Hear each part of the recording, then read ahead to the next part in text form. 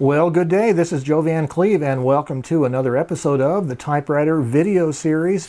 Last episode was dedicated to the subject of bug-out bags, which is kind of a tongue-in-cheek idea of grabbing your typewriter that's already in a bag.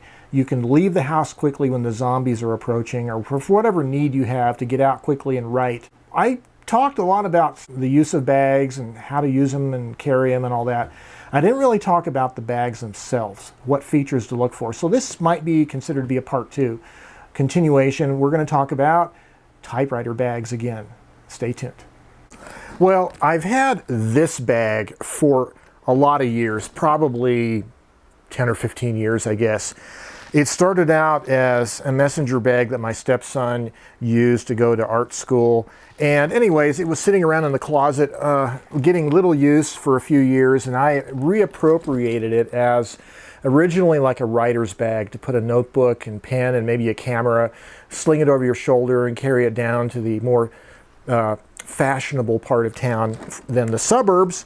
But once I got into typewriters, and especially small portable typewriters, I kind of discovered, hey, this bag is actually pretty good for carrying a small typewriter in. This bag here is approximately 18 inches wide and 14 inches high. And it's a pretty cool bag. It has nice trim on it. I don't really know the brand of the bag, actually. It's a nice kind of forest green and leather. And of course, what's important about a messenger bag like this is being able to carry a typewriter. In this case, it is my blue Brother Webster XL 747 typewriter, right? So wonderful typewriter, but this bag carries that typewriter really nicely. Now, one of the things I discovered about using these shoulder bags for carrying small typewriters is the strap. You want a strap length that's going to give you sufficient room to carry the bag at your hip. And let me kind of demonstrate this. So this is kind of where I like to have the bag sitting at. I like it about on my left hip like this, and I like the strap long enough so it'll go all the way around and it'll be comfortable to carry. I don't want the bag up there like that with it strapped real tight on my neck. It has to be kind of like that. And one of the reasons why I like having these kind of bags riding low on the hip is because I will sometimes carry these bags when I'm riding my motorcycle, and it's really a nice riding position to have the bag off to your left like this when you're on the bike. But it carries this Brother-made typewriter quite well. Now, this typewriter happens to be about, let me measure it roughly, rough dimensions.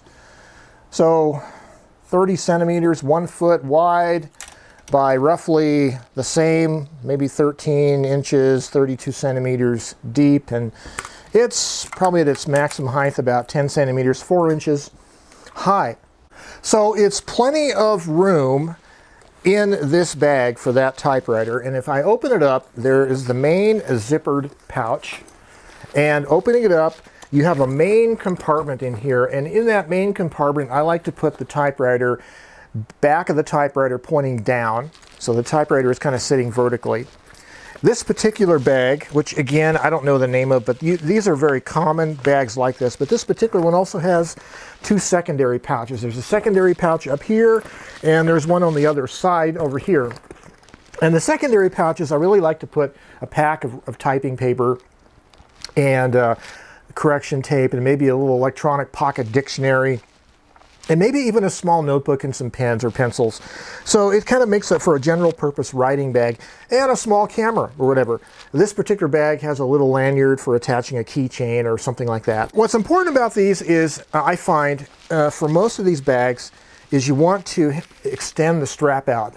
Right here, I like to extend it out so the strap is as long as possible, and that makes it a little bit more comfortable for carrying typewriters in. So let me go ahead and put my Brother typewriter back in the bag and zip it up. Now, let's talk about carrying these. On this style of bag, where the strap attachment is on the side of the bag, you'll see, because there's a zipper down the middle of the bag, you can't put the strap attachment right on the middle because that's where the zipper is. So they have the strap attachment attached to one side. And I find it always a little more comfortable and convenient when you're carrying this bag on your side is to have the strap attachment on the side of the bag that's closest to you. So the bulk of the bag is overhanging off your body. In case you have to get into the bag while you're wearing it, you can unzip it more easily and your strap isn't going to be conflicting with the zipper and with getting inside of it. So that's my advice for these kind of bags is to wear the strap long, wear it on your side, bandolero style. And a small portable typewriter is easily carried. Now I'm going to reach down here and grab another bag. Now I got this bag today at a thrift store in Albuquerque, and you know, I wasn't really looking for typewriters, even though, you know, that's always something. But this right here, of course, is another used bag, but this is a Samsonite, kind of a computer shoulder bag. And of course it has the strap.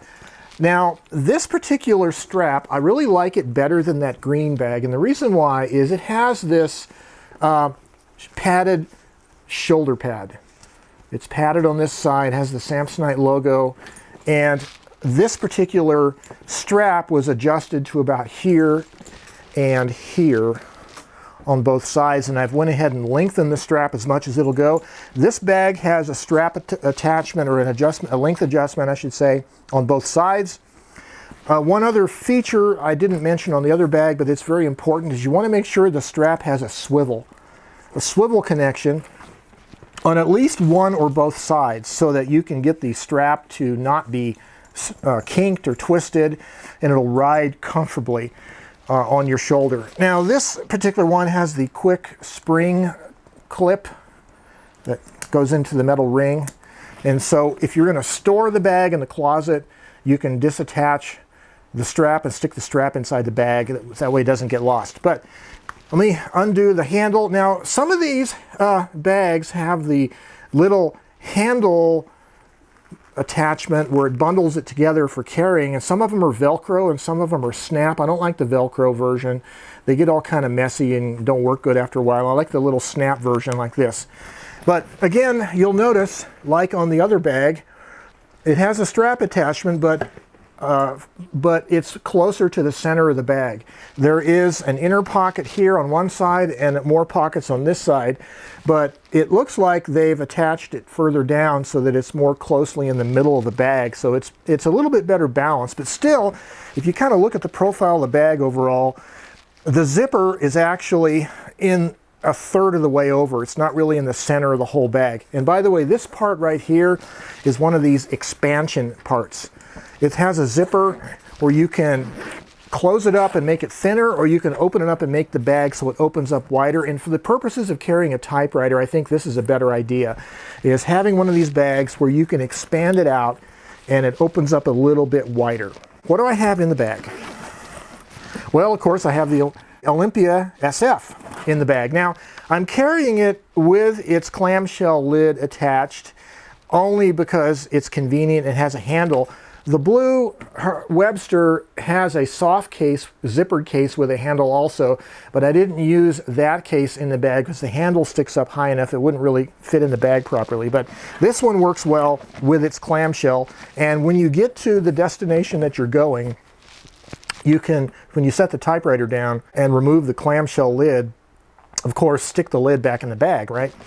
But there's plenty of room in this bag for typing paper. There is if I pull out the typewriter momentarily.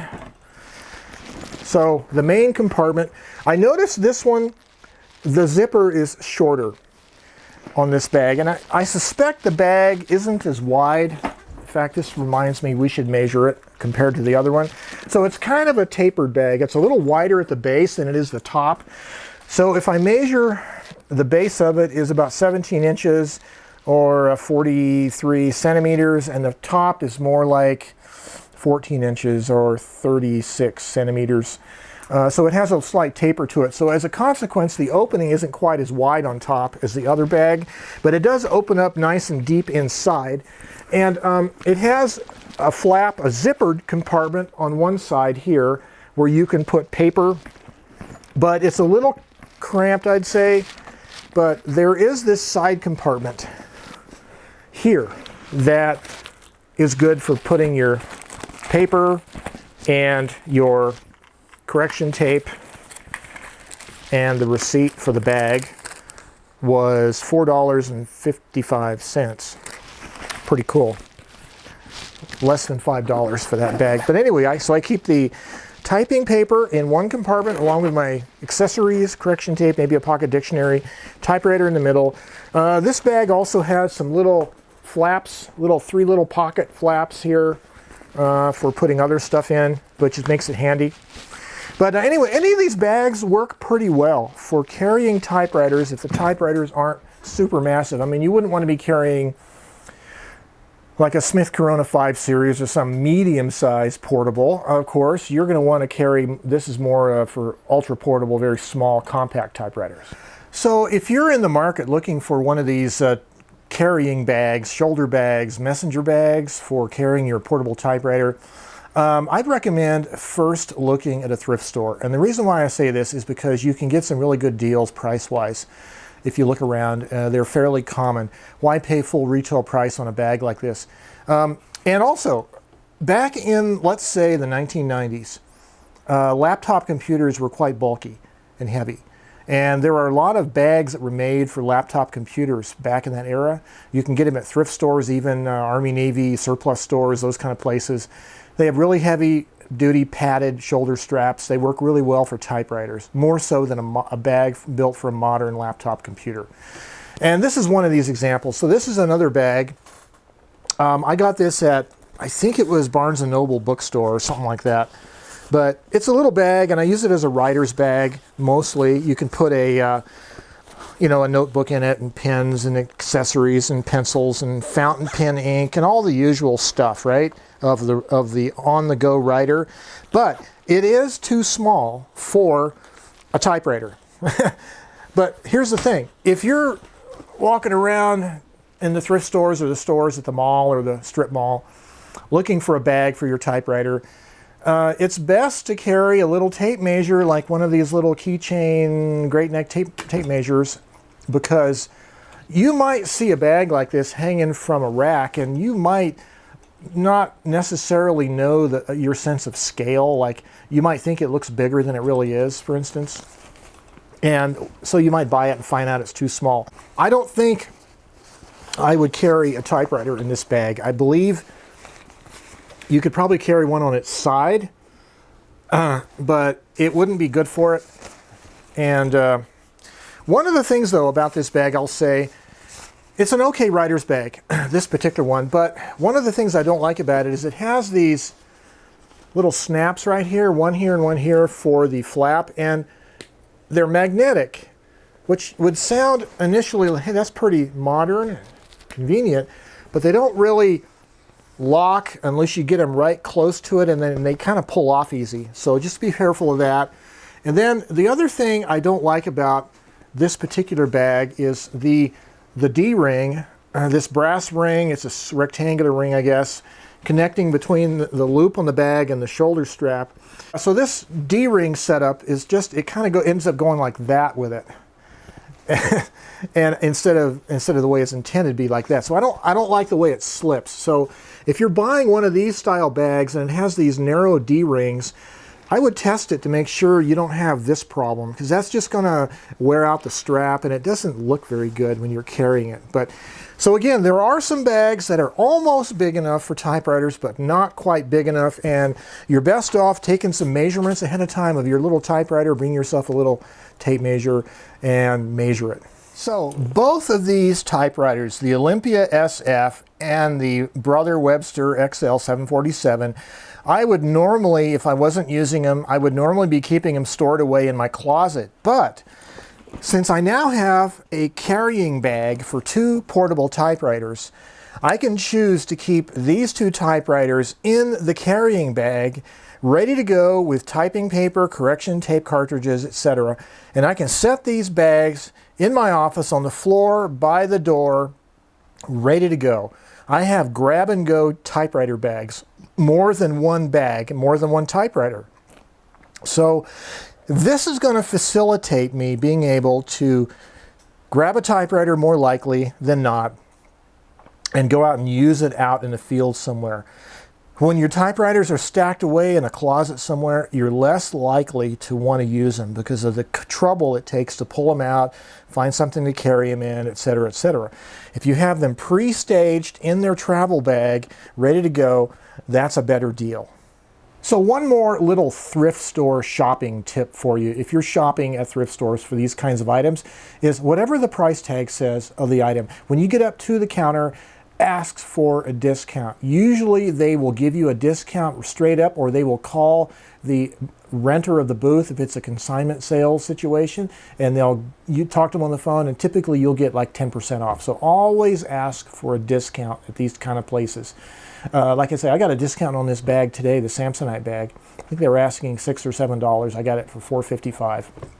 So this is Joe Van Cleve. We've had an interesting little talk about grab-and-go typewriter bags, and I encourage you guys, stage your portable typewriters so they're ready to go, so you can carry them out at a moment's notice when inspiration hits and you say, hey, I want to go out to the nearest coffee shop and bother all of those little hipsters with their MacBook Airs and their little foo-foo coffee drinks with my stately classic typewriter. Until next time, happy writing, and you have yourselves a great day.